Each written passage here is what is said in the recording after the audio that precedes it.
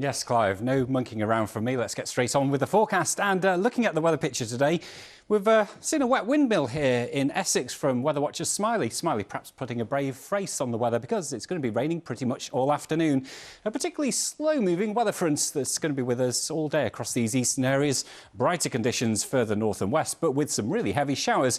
So we had some sunshine earlier on today in Northern Ireland. It's not been a bad morning here, but showers are going to work their way in right the way across Northern Ireland, not just staying in western counties. Hello, good afternoon. Well, it's been quite a wet day so far, as captured here by one of our weather watchers in Reigate in Surrey. A rather grey picture here.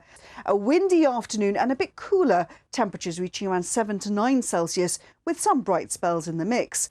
Hello again. Well, I hope despite today's weather, you've still managed to have a lovely day so far. Now, if you're making plans over the next few days, well, it is looking fairly unsettled across the capital. Spells of rain at times, and it's certainly going to be feeling a lot colder than of late too.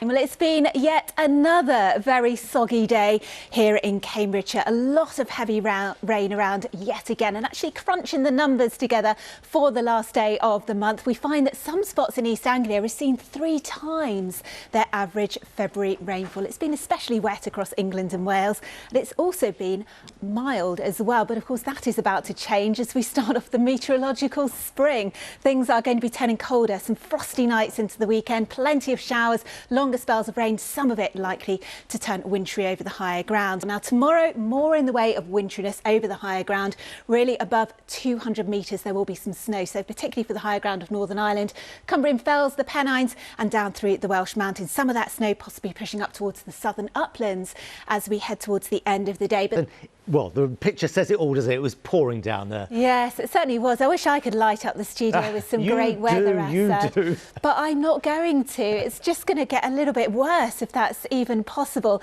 But this was the story today, wasn't it? Lots of heavy rain around the ground, already saturated, lots of big puddles out there. It's the last day of the month, of course, as we've been hearing. We've been crunching all the numbers together, and it turns out that February, unsurprisingly, was really very wet across England and Wales as a whole, and also very mild.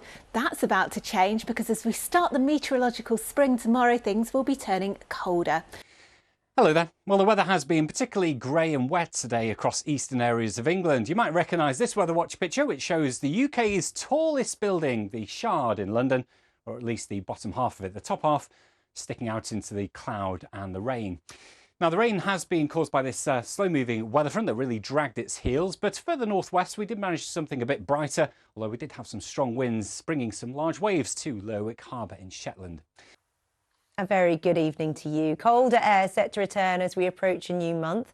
Frosty nights for many, and turning wet and wintry as we go into the end of the week.